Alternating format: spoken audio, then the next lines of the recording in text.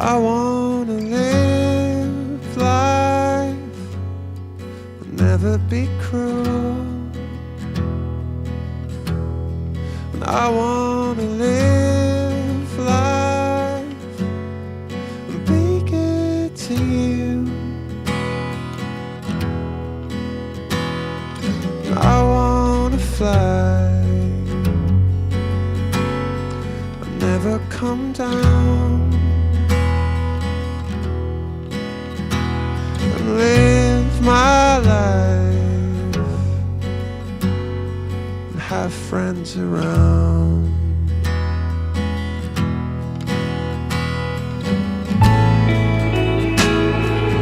We never changed,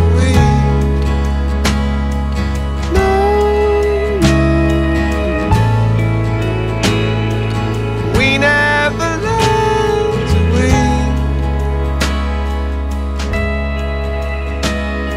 So I wanna live in a wooden house. I wanna live life and always be true. And I wanna live life and be good. Jóvenes, ¿qué tal? Espero que estén bien. Bueno, ya arreglamos algunas dudas que tenían sobre el curso, sobre las actividades que estaban pendientes. Y bueno, ahora como les comenté, esta va a ser ya la clase de mamíferos, de la clase mamalia justamente. Vamos a empezar con ella y bueno, ahí ya vamos a seguir con el tema de mamíferos. Entonces es importante que ustedes estén tranquilos, que no se desesperen por la cantidad de trabajo que tienen, es normal. Tienen que ser muy organizados con sus actividades, tengan un horario como de escuela, o sea, levántense temprano, pónganse a trabajar desde temprano, hagan su pausa para comer y después a seguir trabajando. Porque si modifican sus horarios, entonces cuando empiezan a tener problemas. Pero bueno, esto es natural y creo que ahí ya se van a ir ajustando. Entonces vamos a empezar con la clase de mamíferos.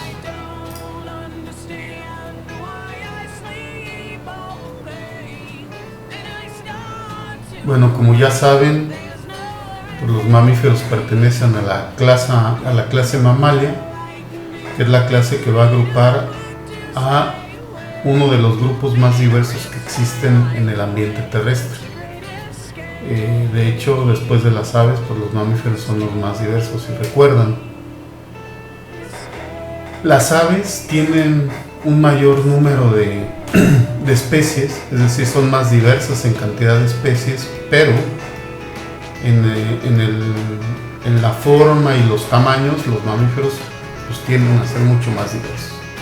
Y de esta manera tenemos que hay mamíferos que pueden medir hasta 32, 33 metros, como la ballena azul, o mamíferos que pueden medir solo algunos centímetros, como es el caso de algunas musarañas. Y si nos vamos al asunto del peso, de la masa corporal, pues una ballena azul puede llegar a pesar hasta 180 toneladas, un récord, mientras que una musaraña, de las más pequeñas que existen, pueden llegar a pesar solo unos gramos.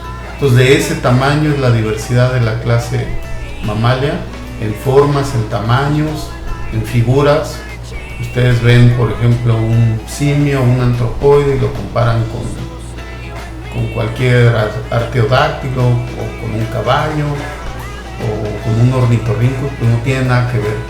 En cambio, las aves son muy similares, y en las aves recuerden que esta similitud tiene que ver mucho con el vuelo. El vuelo fue un asunto muy restrictivo morfológicamente hablando, y entonces tienen que tener pues formas muy similares. Donde cambian un poco más las aves es precisamente en las aves que solo habitan el medio terrestre. En cambio, para el caso de los mamíferos que básicamente habitan el medio terrestre, acuático o incluso por debajo de la tierra o por encima de ella, como es la vida arborícola, pues entonces las formas y los tamaños y todo van a ser mucho más diversas. Bueno, entonces entre las características diagnósticas de la clase Mammalia, pues tenemos que estos vertebrados se caracterizan porque tienen pelo, van a ser entonces los únicos vertebrados que poseen pelo. Toda su piel, en general todo su cuerpo está recubierta de pelo, con algunas zonas donde no se da. Normalmente son las zonas que tienen más fricción con el medio, es decir, las patas, las manos, en el caso de los simios, etc. Otra característica, y esta la comparten con las aves, es que son endotérmicos. Ya sabemos que la endotermia se refiere a la capacidad de producir calor a partir del metabolismo. Entonces, una cosa es que sean homeotérmicos y otras que sean endotérmicos. Solamente las aves y los mamíferos son endotérmicos. Hay varios animales que tienden a ser homeotermos por cuestiones de tamaño o bien de comportamiento, es decir, regulan su temperatura con comportamientos o por el gran volumen corporal que tienen. Un ejemplo sería los tiburones blancos o las tortugas laúd, que su gran tamaño, su gran volumen corporal les permite mantener una temperatura relativamente constante. Otra característica así exclusiva de las aves es la presencia de glándulas mamarias. Ya lo sabemos, ya lo comentamos en anatomía. La presencia de estas glándulas mamarias fue muy importante para los mamíferos marinos, en general, debido a que les permitió alimentar, o les permite de hecho alimentar a sus crías, sin que, por ejemplo, en un momento dado de que haya condiciones adversas en el ambiente, ya sea por la presencia de depredadores o por las condiciones extremas en el clima, pues una hembra se puede quedar varios días sin exponerse al ambiente o a los depredadores y seguir alimentando a su cría, es decir, la cría no se deja de alimentar, cosa que no sucede en el caso de las aves, que tienen que estarles llevando alimento constantemente. Entonces muy bien puede salir el macho a procurar alimento, traérselo a la hembra y la hembra no despegarse y brindarle calor, por supuesto alimento a través de la leche materna a la cría, que por cierto pues es una sustancia, como ustedes ya saben, con una gran cantidad de proteínas y de grasa, que le va a permitir a la cría un mejor desarrollo. Y quizá la característica más importante, por último, de los mamíferos es que tienen un hueso dentario único en la mandíbula inferior. Serían entonces los únicos vertebrados que tienen la mandíbula, perdón, porque dije mandíbula inferior, ya sabemos que no es así. En la mandíbula está formada por un solo hueso, y esto implica que entonces el dentario se va a articular directamente al cráneo, porque todos los huesos intermedios, ya sabemos, emigraron a otro lado. Bueno, otras características propios de la clase Mammalia es pues tener el cráneo sinápsido. Esto también es una característica única. Si recuerdan, los amniotas primero no tenían fosas temporales, y cuando las desarrollaron, un grupo desarrolló solo una fosa temporal, que fueron justamente los sinápsidos. Otro grupo no desarrolló estas fosas, los anápsidos, y por otro lado los diápsidos, que desarrollaron dos fosas y que dieron lugar a los reptiles y a las aves. Pues tienen un cráneo con una sola fosa temporal, y además ya también en anatomía lo vimos. Esta fosa temporal les permitió tener músculos insertados entre el cráneo y la mandíbula muy fuertes, pero además también permitió que al mismo tiempo la bóveda craneana creciera y pudieran tener cerebros más grandes, que les permitieron procesar mejor la información que percibían del medio a través de los órganos de los sentidos, como es el olfato, el oído y la vista. Aunque la vista no es tan potente como el caso de las aves, está bastante desarrollada en algunos grupos, sobre todo en los simios, en los primates en general. Bueno, otra característica es la articulación temporomaxilar, en la que el dentario se articula directamente con el escamoso, lo acabamos de ver. La presencia entonces, por lo tanto, de 3 huesecillos en el oído, que serían el estribo, que es el homólogo a la columela de los reptiles, el martillo, que sería el articular en los reptiles, y el yunque, que sería o correspondería al cuadrado. O sea, acuérdense, el martillo le pega al yunque y el yunque está articulado con el estribo, ¿no? Además, el oído medio va a estar rodeado por un hueso timpánico. Ese hueso timpánico va a formar un aro que va a sostener a la membrana timpánica y que va a ser el homólogo al angular en los reptiles. Este tímpano pues es muy importante porque es justamente el que va a traducir al inicio del oído medio las vibraciones que vienen desde el aire hasta atraviesan, mueven estos huesos del oído medio, estos huesecillos, y esto se traduce a través de la ventana oval hacia la endolinfa, que está conectada con la columnela, que es donde se van a percibir los sonidos. Entonces todo esto se modificó y se adaptó para poder tener una buena audición en el medio aéreo. Y esto fue muy importante dado que, como ya vimos también, el medio aéreo es un medio menos denso y entonces ahí las ondas auditivas no son tan potentes y requieren de estos elementos para poder brindar esta audición con una mayor sensibilidad y con una mayor definición también. Bueno, otra característica sería el paladar secundario óseo, que está compuesto por los maxilares, premaxilares y los palatinos. Y ya sabemos que este paladar tiene como función principalmente separar la cavidad bucal de la nasal. ¿Para qué? Para que esto, junto con el paladar blando, pueda entonces separar estas dos cavidades, y que mientras el animal, en este caso el mamífero, manipula el alimento en la boca, esta cavidad no se bloquee, es decir, no pase hacia la cavidad nasal, bloquee la cavidad nasal, y entonces el animal pueda masticar y respirar a través de las fosas nasales al mismo tiempo sin este bloqueo. Bueno, otra característica que también ya vimos en anatomía fue que se desarrolla, que se reduce en este caso el arco aórtico derecho por completo y solamente queda el izquierdo, y esto va a provocar entonces que la presión de la sangre pues sea mucho mayor, y esto es muy importante debido principalmente a que al ser endotermos requieren tener una buena oxigenación para estar manteniendo este calor y la oxigenación adecuada hacia los músculos por un lado, y por el otro hacia la circulación pulmonar. Y esto es porque en los pulmones hay una gran ramificación de los alvéolos pulmonares. Se presentan ahora alvéolos pulmonares a diferencia de los faveolos presentes en aves y en reptiles. Y si recuerdan, estos alvéolos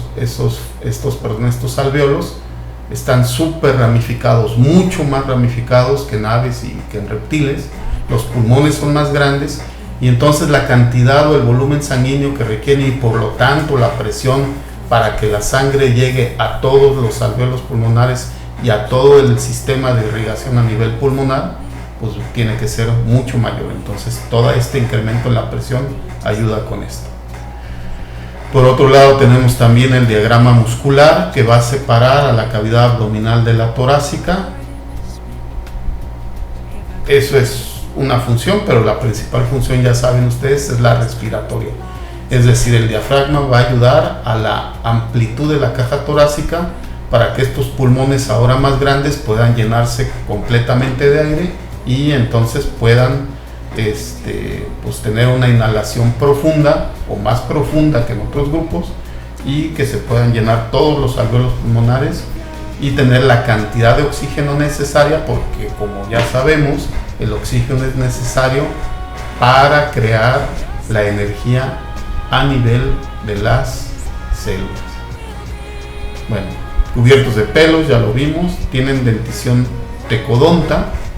Si recuerdan, los dientes tecodontos son aquellos que tienen un alvéolo tanto en el maxilar como en el dentario, y tienen básicamente dos juegos dentales o dos generaciones de dientes.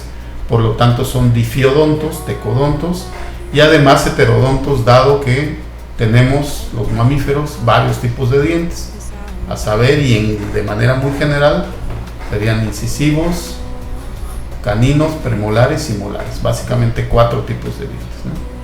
Otra característica sería entonces el desarrollo del pabellón auricular, o lo que conocemos como las orejas. Fue muy importante, ¿para qué? Para poder dirigir los sonidos o captar las ondas sonoras que vienen en el aire, captarlas y que estas ondas entren hacia el meato auditivo, es decir, a través del canal auditivo, para llegar a la membrana timpánica. Aunque hay algunas aves que tienen aparentemente orejitas, como serían las lechuzas y los búhos, recuerden que estas en realidad no tienen una función auditiva, son simplemente, los búhos solamente, no las lechuzas, son simplemente plumas ornamentales, es decir, de adorno. Bueno, otras características serían pues las 4 cámaras del corazón, y básicamente los 2 ventrículos separados por un septo interventricular, un cerebro muy desarrollado con una notable ampliación de sus superficies, y recuerdan sobre todo la parte anterior del cerebro, lo que sería el telencéfalo, es decir, los hemisferios cerebrales, serían básicamente los que se incrementarían en volumen, básicamente el neopalio, y esto además, para aumentar todavía más la superficie, este cerebro y el cerebelo también van a tener, o este encéfalo más el cerebelo también van a tener además pliegues o circunvoluciones que comentamos, y con eso van a incrementar además la superficie para que haya todavía un mayor número de neuronas en el cerebro. Bueno, los hemisferios cerebrales se unen por la comisura anterior en marsupiales y por el cuerpo calloso en placentarios. Otra característica interesante en el caso de los mamíferos es que tienen una musculatura facial altamente diferenciada. Si se fijan, básicamente los únicos animales que tienen expresiones somos los mamíferos. El resto de los vertebrados, su cara es estática, no se puede mover, justamente por la falta de músculos en la cara. Y entonces, ¿cómo expresan los otros animales sus emociones? Pues con movimientos de la cabeza, con ciertos comportamientos. Por ejemplo, los reptiles y los anfibios mueven la cabeza hacia arriba y hacia abajo para decir que están enojados, o inyectan sangre a la cabeza para decir que están enojados, y bueno, así. Alantoides y amnios, pues como todos los amniotas, y finalmente tienen un cuidado activo de las crías y son vivíparos, con excepción de los monotremas, que todavía son ovíparos. Bueno, entonces aquí tenemos la filogenia en general del grupo de los mamíferos y sus relativos ancestrales, que serían básicamente pues los sinápsidos, aquí muy en la base, y los terápsidos posteriormente. Entonces, digan, los sinápsidos pues son todos estos animales primitivos que están presentes ya desde el Carbonífero. Recuerden que estos se dividieron muy pronto en el grupo, digamos, raíz de los amniotas. Se dividen muy pronto y forman su propio grupo de sinápsidos. Y entre ellos, pues quizá los más conocidos son estos dos, ¿no? Que son los se conocen así como pelicosaurios, básicamente. Pero bueno, fue un grupo relativamente diverso, de animales no tan grandes todavía, y me refiero a no tan grandes como los dinosaurios, aunque sí eran pues, de un tamaño considerable, y estuvieron, si se fijan, pues todo lo que era la era paleozoica, hasta que aparecen los terápsidos. Entonces, los terápsidos fueron animales, si se fijan, ya con las extremidades mucho más largas, ya se parecían mucho menos a los reptiles y empezaron a generar características propias del grupo que les permitieron ir avanzando en su evolución hacia lo que serían los mamíferos.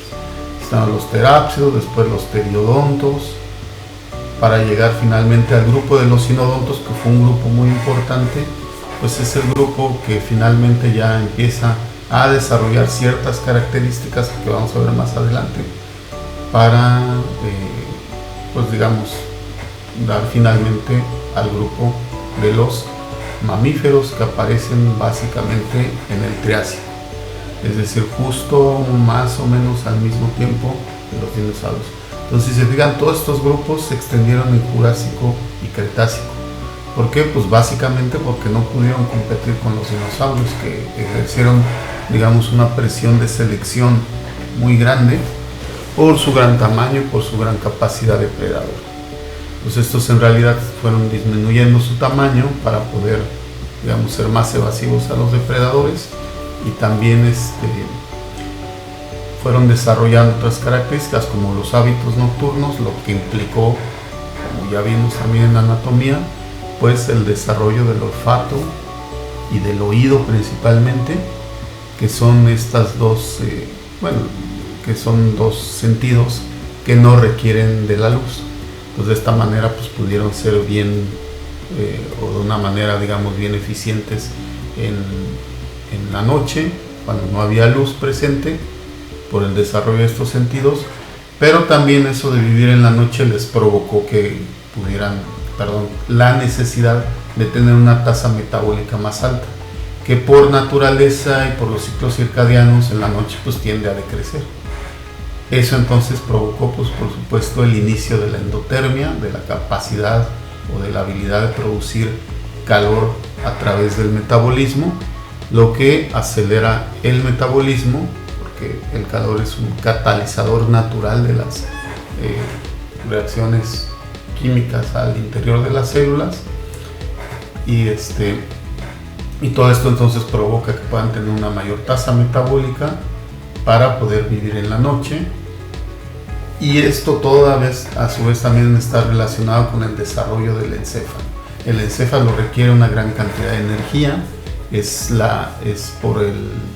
justamente por la necesidad de generar impulsos eléctricos. Todos estos impulsos eléctricos se desarrollan a nivel de membrana celular por el paso de iones en contra de gradientes de concentración. Esto justamente hace que cambie la carga iónica de las membranas y va a generar pues, todo lo que es el impulso nervioso. Entonces, el viajar estos elementos en contra de cargas de concentración requiere el uso de bombas metabólicas que necesitan energía. Entonces, son animales que requieren estar comiendo y digiriendo la comida muy rápido, y bueno, todo eso también tiene sus grandes implicaciones. Finalmente, ya en el Jurásico, digamos, aparecen ya el grupo, digamos, raíz de los mamíferos, que son los tricodontos, los multituberculados, y ya para que al final en el Cretácico, ya justamente más o menos en relación con, digamos, la gran extinción de los dinosaurios, pues aparecen finalmente los mamíferos con tres líneas, que serían los prototerios y los terios, ¿no? Es decir, los que tenían, digamos, los que no tienen placenta y los placentados, y dentro de estos los que tienen una placenta parcial o incipiente y los que tienen una placenta verdadera.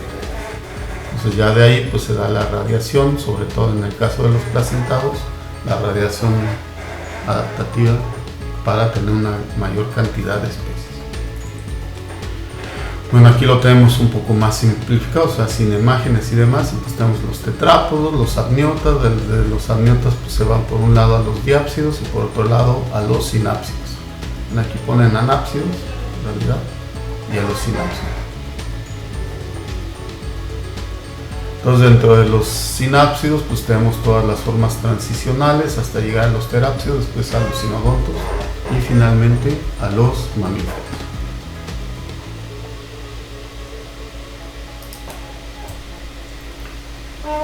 Ya un poquito más enfocado a lo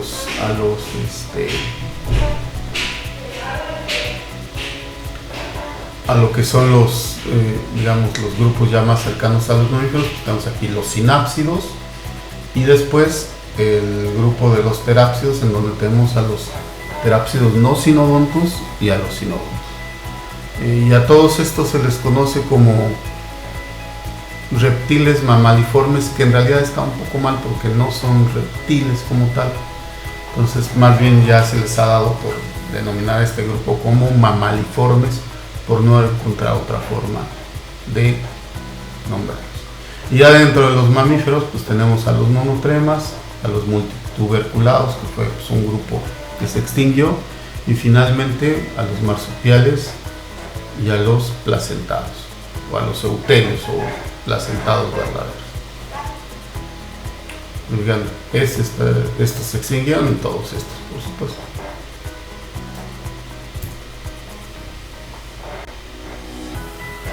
Bueno, aquí esta gráfica en realidad es un poco para que vean cómo se fue modificando el cráneo. Si se fijan, el cráneo aquí al inicio pues es en realidad predomina la mandíbula. Esto sería la bóveda craneana, o sea, una bóveda craneana muy pequeña. Entonces las fosas oculares y la mandíbula son los que van predominando. Sin embargo, esta situación va cambiando. Aquí la bóveda craneana ya es más grande, las fosas oculares predominan pero no tanto, y en el caso de la mandíbula esta se va proyectando hacia el frente. Entonces se fijan, aquí la mandíbula es mucho más corta y está situada como más por debajo del piso de la bóveda craneana, y aquí se va como separando hacia adelante, se va proyectando hacia adelante, y esto da la oportunidad de que el piso de la bóveda se alargue y contenga principalmente a lo que sería pues el encéfalo, que va creciendo en tamaño. Todo esto, por supuesto, pues tiene que ver con la aparición de estos rasgos del desarrollo del olfato, del oído, con sus implicaciones morfológicas que ya revisamos en anatomía. Y por supuesto, entonces, al tener más información desde el ambiente, pues necesitamos un centro de procesamiento de esa información más eficiente también. Entonces es, digamos, como, yo siempre esto lo comparo un poco como con las computadoras, ¿no? Cuando tenemos, ¿de qué nos sirve tener así un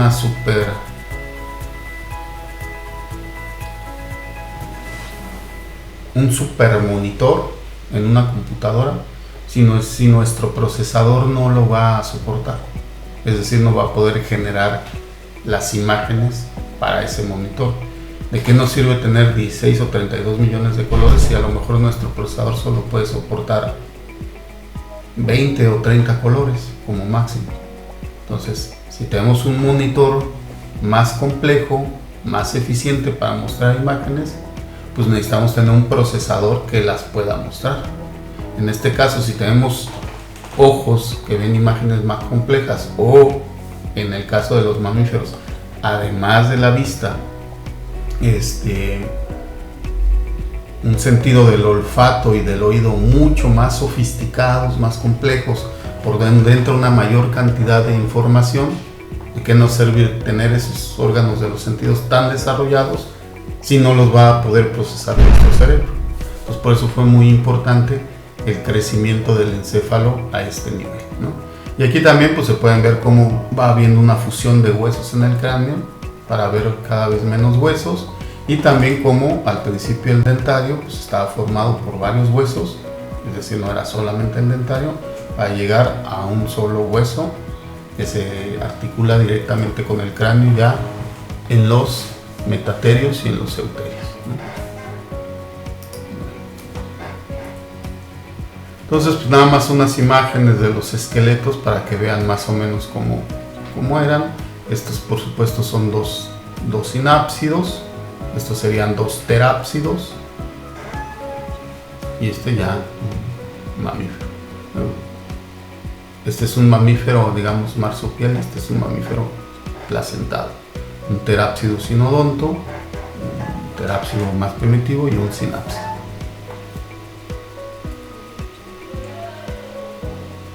Como se verían ya pues, con piel y con músculos, más o menos así. Este sería, si se fijan, el E es un sinodonto, más o menos sería. Se fijan como estos todavía tenían las extremidades como parecidas a los reptiles y dirigidas hacia los lados, es decir, ahí el giro de la cintura todavía no ocurría completo y por lo tanto las extremidades no estaban situadas justo completamente por debajo del cuerpo, sino más bien salidas hacia los lados. Y ya en los terápsidos y en los sinodontos esta rotación, digamos, de las cinturas del pubis hacia atrás ocurre y las extremidades se pueden situar por debajo del cuerpo, lo que les va a dar una mayor separación con el piso, pero sobre todo pasos más largos y más eficientes al requerir menos fuerza para sostener el peso del cuerpo, porque aquí las extremidades ya actúan como postes. Todo esto lo vimos en la anatomía, ¿no? Entonces, son como repasos. Bueno, entonces relaciones entre los terápsidos y los mamíferos. Pues bien, los primeros terápsidos pues tenían una fosa temporal justo por debajo de la fosa ocular, que era grande, ¿no? Entonces, en el caso de los terápsidos que fue evolucionando, pues fueron haciéndose cada vez más tecodontos, es decir, los alveolos dentarios en la mandíbula y en la maxila se fueron profundizando más para darle, y esto tiene que ver con que entonces podían tener mordidas más fuertes. ¿De qué nos sirve tener una supermandíbula si se nos caen los dientes? Se empiezan a separar tanto el articular como el cuadrado. Acuérdense que aquí el biomandibular ya había migrado al oído medio. O sea, los sinápsidos ya tienen una columnela y ya tienen oído medio. Pero la diferencia ya con terápsidos es en realidad que estos empiezan a migrar al oído medio también para formar 3 huesos en el oído medio, ¿no? Y luego ya en el caso se desarrollan las glándulas mamarias y entonces ya aparecen los monotremas con glándulas mamarias, los multituberculados con un solo hueso en la mandíbula. Después hay, digamos, una especialización en los molares y ya son completamente vivíparos. Para el caso de los marsupiales son vivíparos, pero nacen muy pronto y entonces desarrollan un marsupio. Y para el caso de los placentados, pues el desarrollo completo del embrión va a ocurrir dentro de la placenta.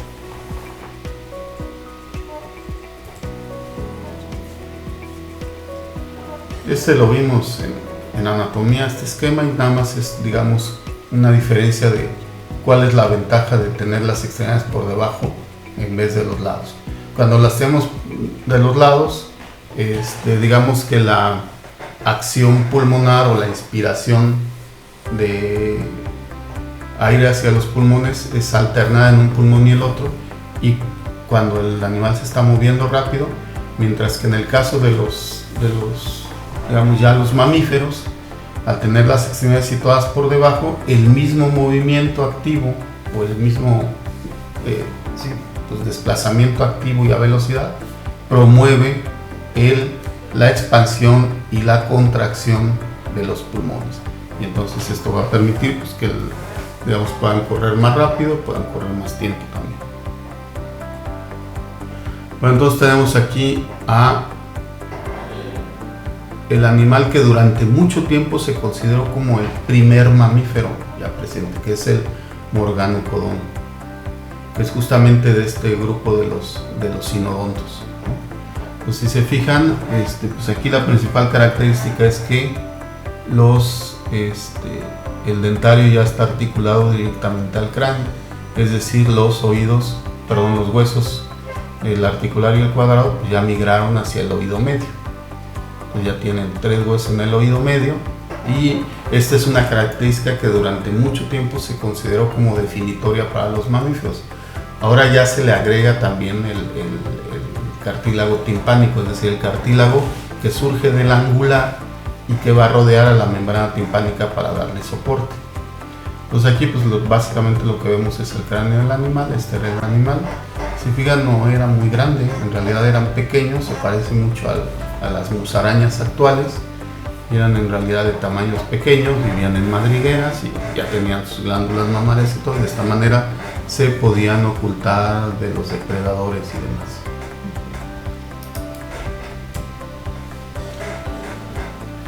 Más o menos para que vean cómo fue la evolución entonces de los mamíferos desde los primeros sinápsidos, los pelicosaurios, los dimetrodontos y todos esos, que tuvieron varias líneas terminales. De ahí, de alguna de esas líneas, los esfenocodóntidos, aparecen los terápsidos primitivos y luego los terápsidos avanzados, que son los sinodontos justamente, y ya los sinodontos son los que van a dar lugar, por un lado, los multituberculados, que fueron, digamos, mamíferos primitivos que se extinguieron, y otras formas hasta que van a dar lugar a los pantoterios, que finalmente van a dar lugar inicialmente a los prototerios, y por otro lado a los terios, que se van a dividir en metaterios y euterios. Entonces, prototerios es antes de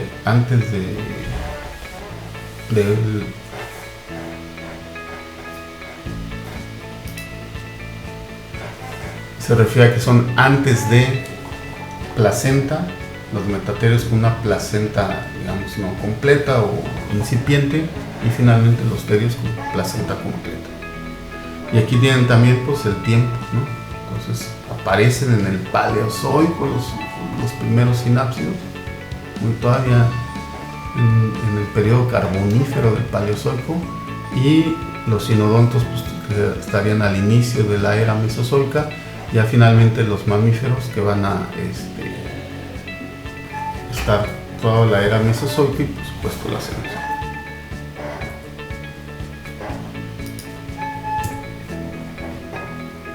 Bueno, un poco para que vean cómo fueron cambiando la articulación de la mandíbula con el cráneo.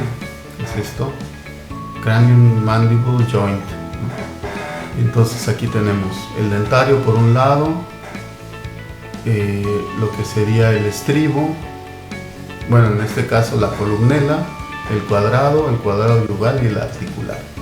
Y esto es lo que sería el angular, ¿no? Este es para sinápsidos. Este sería para sinápsidos. Esto sería ya para terápsidos, para sinodontos, o sea, para terápsidos, sinodontos y para mamíferos, ¿no?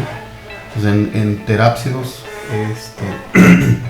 vemos que el angular ya se redujo y ya va medio tomando esta forma para el anillo cartilaginoso que rodea la membrana timpánica, y aquí estarían el cuadrado y el articular. Y ya en los sinodontos, como el morganocodón, pues ya vemos con mucho más detalle el anillo cartilaginoso para el tímpano que deriva del angular, y lo que serían los tres huesos del oído medio, que es el martillo, el yunque y el estribo, que derivan por supuesto del articular, del cuadrado y del yo mandibular. Y ya en mamíferos, que se desprende completamente el angular para dar lugar al anillo que soporta el tímpano y los tres huesos del oído medio, y la mandíbula entonces formada por un solo hueso. Y así estaría compuesto. Entonces esto es lo que sería el ectotimpánico, derivado del angular, la membrana timpánica, el martillo, el yunque y el estribo, los tres huesos del oído medio. Y aquí este es de una musaraña, más o menos en los estadios embrionarios, como va siendo. Y aquí se acuerdan de este asunto de que la embriogenia recapitula la filogénica, ya dijimos que pues, eso no es así como tal, pero que sí nos da unas pistas de cómo pudo haber sido el proceso evolutivo.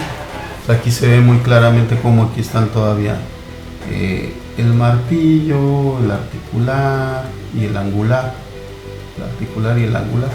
y cómo se van derivando, cómo se van definiendo estos para el oído medio, y al final el angular para formar el ectotimpánico que rodea justamente al tímpano. Bueno, otra vista de cráneos de sinápsidos, de terápsidos y de sinodontos, estos dos. Entonces sigue aquí muy claramente resaltado la capacidad de la bóveda craneana, cómo se fue incrementando. Y este dice, no, pues a lo mejor este tiene más grande que este o igual, no, pero lo tienen que tomar en relación al tamaño del cráneo. Este es un cráneo más pequeño con una bóveda craneana más grande en proporción al tamaño, digamos, total del cráneo. Entonces, así es como fue evolucionando justamente. Que digan antes, pues la mandíbula era la que predominaba. ¿Por qué? Porque el que tenía la mandíbula más grande y más fuerte pues era el que al final podía depredar mejor,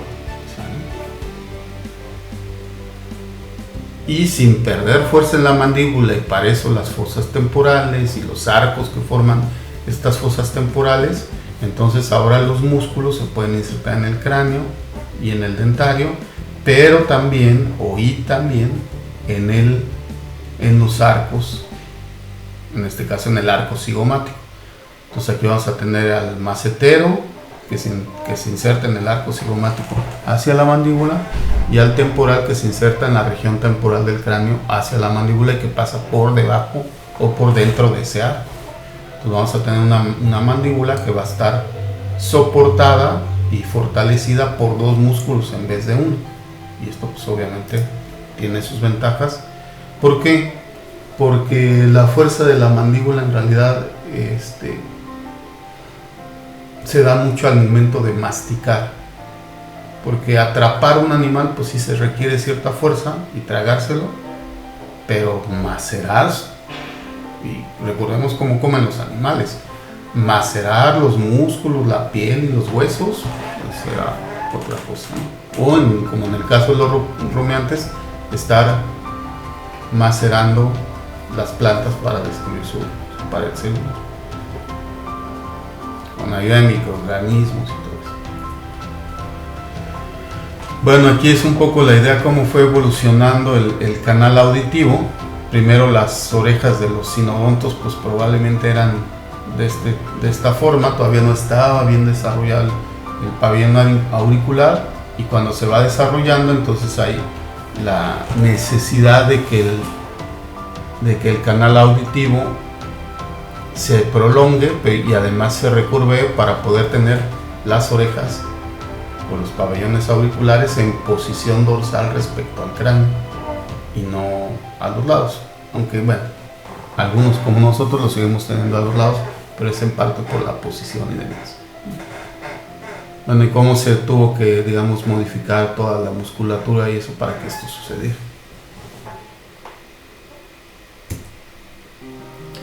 Bueno, y finalmente entonces llegamos ya a lo que serían los órdenes de mamíferos. Entonces, si se fijan, pues son un montón. Ahorita vamos a dar una revisión rápida, nada más para que los conozcan, no con otra intención. Pero bueno, aquí en esta tabla lo que podemos comparar es, o lo que podemos revisar muy fácilmente es cuáles son los órdenes de mamíferos más diversos. Y aquí en primer lugar, por supuesto, los roedores, con 2021 especies. Bueno, probablemente ahora ya sean más, pues se siguen, digamos, registrando especies nuevas. Y posteriormente los quirópteros, ahora tan famosos por lo del coronavirus, ¿no? También son órdenes, pues un orden muy diverso, y la diversidad no solo es en especies, sino también en formas, ¿no? Hay desde los vampiros que se alimentan de sangre, hasta el zorro volador, que es un murciélago muy grande y que creo que es frugívoro, Hay insectívoros, hay frugívoros, hay hematófagos. Creo que de semillas no hay, ahí no estoy seguro. Por supuesto hay carnívoros, etc. Y luego el otro orden que le seguiría sería justamente el de los insectívoros, donde están las musarañas, los topos, los erizos y demás.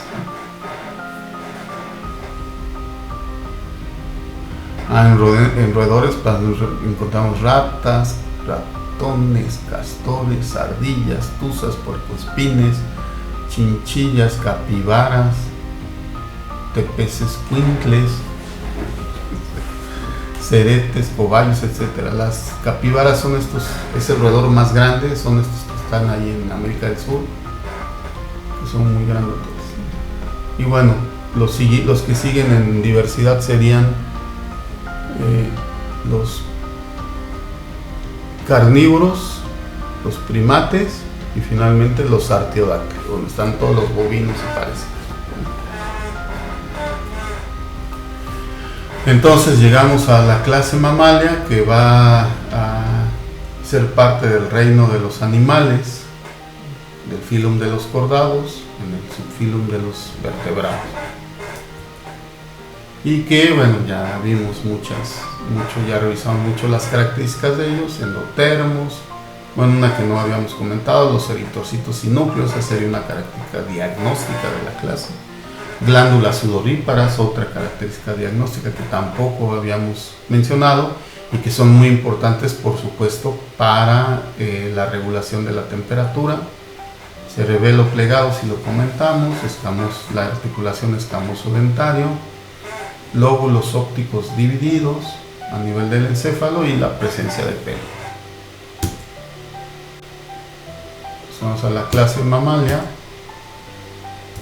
que va a estar formada por la subclase Prototeria, que va a incluir a los animales que no tienen placenta y por lo tanto su reproducción es ovípara, es decir, ponen huevos y demás. Pero estos tienen sus glándulas mamarias y todo, como ya vieron en el video seguramente. Y por otro lado vamos a tener a la subclase Teria, que se va a dividir en dos infraclases: la Metateria, que incluye a los marsupiales, como los koalas y los canguros y eso, y a la clase Euteria, que significa que son los placentados verdaderos y que va a tener al resto de los mamíferos no marsupiales, no marsupiales placentados. Ahí la foto, un elefante y una nutria de los prototerios, orden Monotremata, tiene 5 especies. Ornitorrinco, que es solamente una especie, y la familia Tachyglosidae, que sería justamente la de los equidnas, son los conocidos por equidnas. Esta ya es un poquito más diversa. Estas dos especies se distribuyen solamente entre Nueva Zelanda y Australia, en esa región, no hay en otro lado. De hecho, al ornitorrinco antes, cuando lo llevan a las ferias y demás, como un animal, para que lo conociera la gente como un animal exótico, pues pensaban que era, digamos que era un animal al que le habían puesto un pico y patas como de pato, y no pensaban que no era real. Porque antes los circos, no sé si sepan ustedes, pero los circos eran como zoológicos también. No servían nada más para hacer los arcos y esto que sea, sino eran como zoológicos ambulantes. Luego ya como que se dividieron. Y entonces estaba el zoológico, por otro lado estaba el circo, y ahora ya se dividieron más, y ahora están los zoológicos, y ahora el circo, que solamente hace cosas con humanos. Bueno, entonces ya dentro de los metaterios vamos a tener a los marsupiales, y aquí tenemos a las zarigüeyas marsupiales, del orden Didelphimorphia, la familia Didelphidae. Pues ahí está la foto para que los conozcan, pues son, ¿no? Como pues los tlacuaches pertenecen a esta familia, ¿no? Son marsupiales y demás. De hecho creo que eso es un tlacuache, si mal no recuerdo. Luego Paucituberculata, 6 especies, familia Caneolestidae. También estas son en realidad musarañas marsupiales. Y pues se fijan su trompita y todo típico de musaraña, ¿no? Que son como, las musarañas son como ratitas, como rechonchitas, con su rostro muy alargado y unos bigototes, ¿no? Híjole, no me acuerdo el nombre. Bueno, pero Microbioteria, solo una especie, y bueno, ahí va. Este orden es interesante porque tiene una familia, la Tilacinidae, que es una cosa muy interesante porque este era un lobo marsupial. Este lobo marsupial justamente existió en Australia y ya cuando llegaron ahí los ingleses a dominar y pusieron sus ranchos y demás, pues el lobo, como buen depredador, pues le empezó a dar crán al ganado, y entonces los pinches granjeros, perdón palabra, entonces los granjeros pues eliminaron al depredador, y lo eliminaron de dos maneras: primero con armas, cazándolos, pero después llevaron a los famosos perros, estos dingos, que fue una cruz así como medio rara, y los, para terminar de cazarlos, y se los acabaron, los extinguieron. Y bueno, estos dos otros representantes de este grupo, que son más como una especie de ardillas y marsupiales. Este otro orden, están muy difíciles los nombres, pero bueno, ese es este animalito, ¿cómo se llama?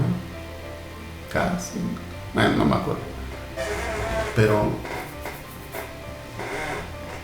son estos, son como una especie como de ratas canguro marsupiales, ¿no? Un poco más grandes, por supuesto. Los topos marsupiales, dos especies nada más. Y estos son los, digamos, el bombat, que sería que es también marsupial, que es un animal bastante rechoncho. Y estos que son como, pues podríamos decir como lemures marsupiales, algo así, ¿no? O sea, hay más grandes y hay unos más pequeñitos.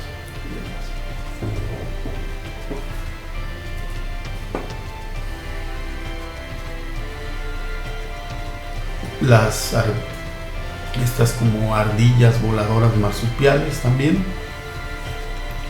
144 especies, bastante diversas. Y finalmente, pues de los más conocidos, ¿no? Que serían los canguros irrelativos. Por otro lado, tenemos allá dentro de los euterios a esta familia como de topos y una especie así como de musarañas, con 51 especies, los Afrosoricidae. Luego los Macrocelidae, bueno, los Macrocelidae sería el orden. Los Macrocelidae, que serían las que les denominan musarañas elefantes, y les denominan así porque pues tienen su proboscis muy extendida, ¿no? Se alimentan de termitas, si se las imaginarán. Entonces tienen aquí su lengua que se va hasta acá, se enrolla por acá. 15 especies solamente. El Aardvark, ¿se acuerdan de las caricaturas del oso hormiguero y la hormiga? Pues estos son los osos hormigueros. Tubulidentata, una sola especie, también se alimentan de termitas, por eso pues, se la pasaba en las caricaturas persiguiendo a las hormigas. El Proboscidea, los elefantes. Sirenia, y aquí es muy importante, que es Sirenia, no Sirenidae, Sirenia, de la familia que tiene dos familias, la Triquequidae y la Dugongidae. Estos serían los triquéquidos y estos los dugongos. Ya veremos una clase solo de eso, cortita, pero va a haber una clase de eso. Entonces acuérdense, los sirénidos son salamandras, los sirenios son manatís. Iracoideos, una familia medio rara. Esta familia está muy emparentada, quién sabe por qué, con los elefantes, filogenéticamente hablando. Y lo curioso es que son animales bastante pequeños. Pero bueno, me parece, si mal no recuerdo, a lo mejor va a ser una tontería, pero luego lo revisamos. Creo que estos, los elefantes y los primates, son los únicos que tienen ciclos menstruales. Bueno, los cingulados, que son pues, como los armadillos, o Xenartra. Antes se conocía como Xenartra, por eso este nombre, pero ya la familia, pero ya le cambiaron a Dasypodidae. Luego el Pilosa, que son los osos hormigueros y los perezosos, que antes también estaban agrupados dentro de los Xenartra, pero pues ahora ya con todos los estudios moleculares y demás que hay, pues ya están así. Dermópteros, las ardillas voladoras básicamente, que más que voladoras son planeadoras. Por supuesto los primates, 376 especies. Dentro de estos, pues, desde los lemures, que ni primates parecen, hasta los homínidos, ¿no? Rodentia, pues de todo ahí. Estos son estos capibaras que llegan a medir como, creo que más de 1 metro de altura. O sea, son bastante grandes. El roedor más grande no parece roedor, por supuesto, y de ahí todo un montón. Lagomorfos, conejos y relativos, 92 especies. Los erizos, no de mar, los erizos terrestres. Erinaceomorfos, los topos y relativos, 428 especies, bastante diversas. Los quirópteros, 1116 especies. Este es justamente el zorro volador, ¿no? El más grandote. Aquí, por ejemplo, hay uno que se considera mamífero marino dentro del quiróptero, que es un murciélago pescador. Se considera marino porque se alimenta exclusivamente de peces. Lo pueden ver en el norte de Isla Espíritu Santo y eso. Si de repente les toca estar por ahí fondeados, ahí se ponen a pescar. Ahí en el canal de Isla San José. Polidota, pues los famosos pangolines, con su cuerpo recubierto completamente de escamas. Y los carnívoros, carnívoros, 286 especies, dentro de los cuales encontramos, además de a los domésticos, pues toda una serie de grupos.